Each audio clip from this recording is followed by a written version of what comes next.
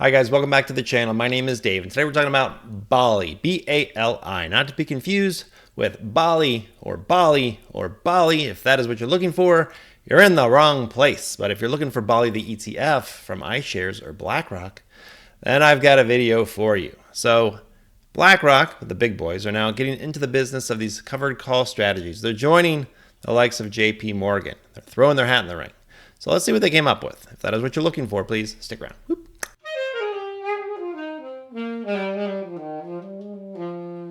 BALI is the BlackRock Advantage Large Cap Income ETF. And maybe the idea here is that you invest enough into BALI that the income can send you over to BALI on a nice vacation. That sounds pretty good.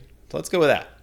But this one is the Advantage Large Cap Income ETF, whereas JEPI is the JP Morgan Equity Premium Income ETF. And then last week we talked about PAPI, PAPI, which was the parametric. They went a little bit too far, in my opinion.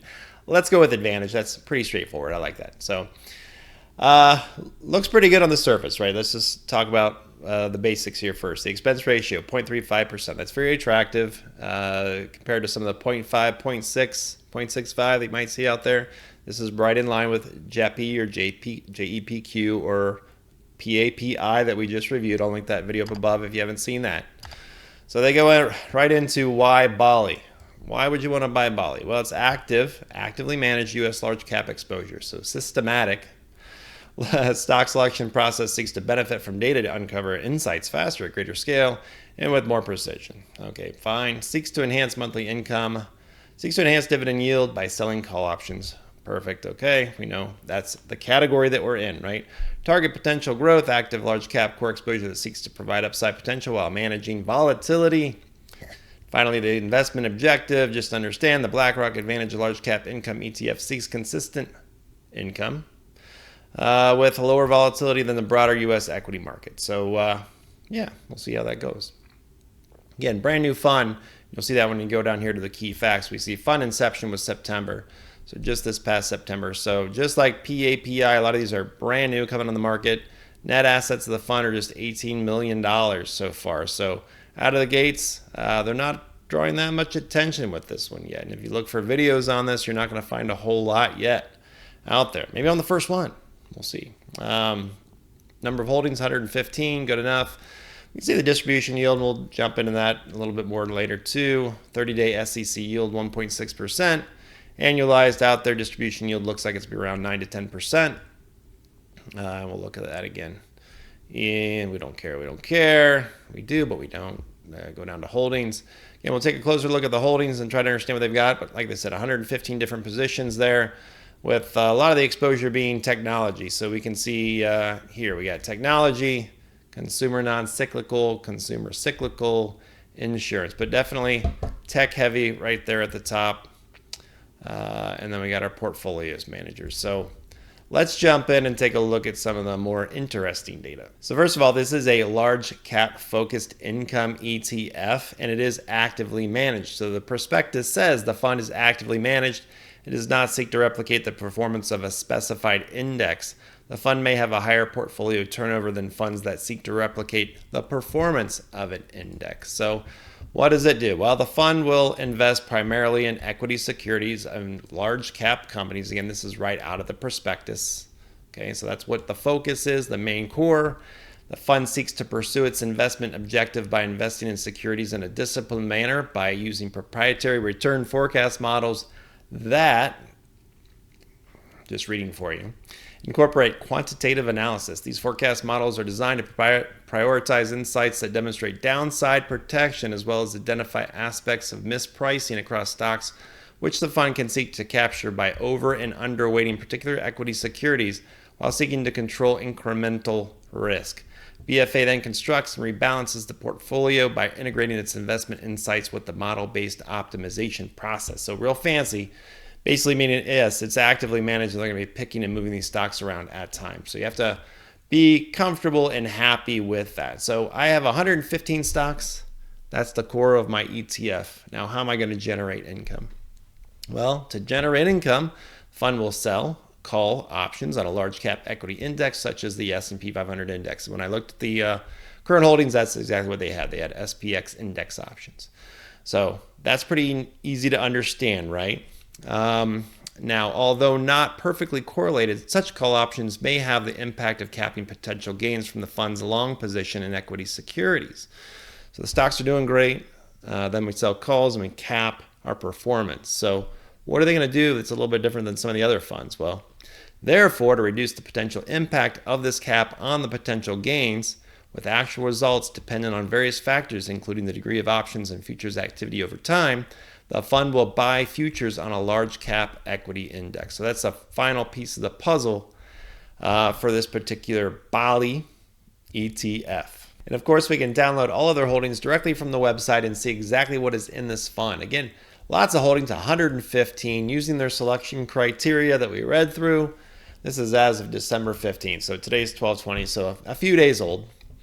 But right at the top, we're going to find Microsoft, Apple, Amazon, Google, NVIDIA. So it doesn't seem that selective. I mean, we're at 8% Microsoft and 8% Apple. Kind of looks like the S&P 500. And then it drops off for Amazon, Google, and NVIDIA, and on down through the rest of these. So take your time, take a look. But I want to take a closer look at what they actually have as far as the options go. And down here at the bottom, that's what we'll find. So we got some December SPX options, and we also got some January contracts. So the December contracts are for $45.95 and $46.20, with the S&P closing today at $47.08. Those don't look so hot, right? And the January ones are $46.15 and $47.50. So again, this first set's not so great. They got a little bit of room at $47.50, but that might get gobbled up based on the market currently. So we'll see how that does. But what they do differently here is they've got the micro E-mini, so the ES mini future contracts that they buy. And if you're, I guess the simple way to think about this is that's acting as kind of like their long position against these call options. So if you can kind of help, maybe they're thinking about, let's ignore the core positions that we have here in all these stocks and offset that with the performance of these futures if they do well, because they're buying futures. So if the S&P 500 performs well, these will perform well.